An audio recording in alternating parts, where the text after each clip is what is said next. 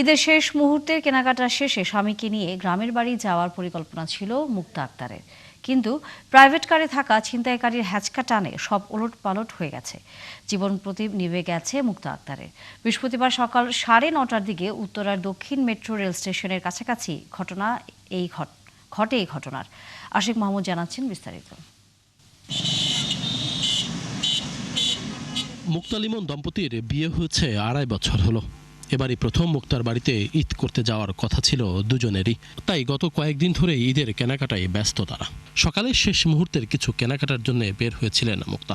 কে জানতো এটি হবে তার শেষ যাত্রা।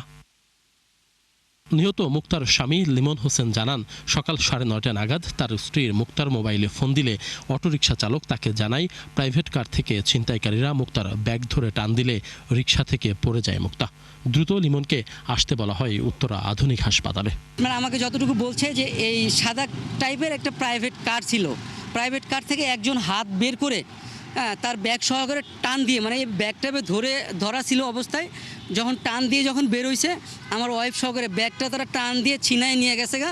সে ওই ঝুলটা সামলাইতে না ফেরে রাস্তাতে আপনার এইটুকু জায়গার মধ্যে, এই বুকের মধ্যে এবং এইটুকু জায়গার দিয়ে আপনার ও হচ্ছে মেন রাস্তার মধ্যে পড়ছে। পড়ার পর অনেক আঘাত পাইছে। উত্তরা আধুনিক হাসপাতালে গিয়ে রক্তাক্ত মুক্তাকে চিকিৎসা দেওয়ার চেষ্টা করলেও কাঙ্ক্ষিত সেবা না পেয়ে নিয়ে যাওয়া হয় পঙ্গু হাসপাতালে। পরে ঢাকা মেডিকেলে নিলে চিকিৎসকরা মুক্তাকে মৃত ঘোষণা করেন। যখন সিএনজিতে আপনার পঙ্গু হাসপাতালে আমি নামি, তখন আমার ওয়াইফ আমার সাথে কথা বলছে, যার আমি আঘাত দেখছি হচ্ছে গিয়ে এই জায়গায় পুরোটা ছিলে গেছে, আর হচ্ছে গিয়া এই পায়ের এই জায়গায় পুরোটা ছিলে গেছে। আমি ওর সাথে কথা বলতে বলতে যেহেতু গেছি, আমি ওরা জিজ্ঞাসা করছি কয়েকবার যে তোমার কোথায় ব্যথা করতেছে। ও বললো যে ওর নাকি বুকে ব্যথা করে। এই ঘটনা তদন্তে তুরাগ ও পল্লবী থানা পুলিশ যৌথভাবে কাজ করছে। রাতে একসাথে তারা ঘটনাস্থল পরিদর্শন করেছে। বিষয়টি নিয়ে আনুষ্ঠানিকভাবে তারা কোনো মন্তব্য না করলেও জানিয়েছেন হত্যার রহস্য উন্মোচনে কাজ করছেন তারা। মিরপুর থেকে ঈদের কেনাকাটা শেষ করে এই সড়ক ধরেই বাসায় ফিরছিলেন মুক্তা আক্তার।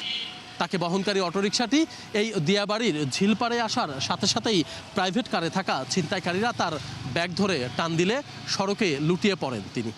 এরপর তাকে উদ্ধার করে হাসপাতালে নেয়ার পর চিকিৎসকরা তার মৃত্যু নিশ্চিত করে। ঈদের এই ফাঁকা ঢাকায় এই ধরনের ছিনতাই এবং প্রাণহানি আরও বাড়ার আশঙ্কা করছেন নগরবাসী। তাই ছিনতাই রোধে এখনই কার্যকর পদক্ষেপ নেয়ার দাবি সবার।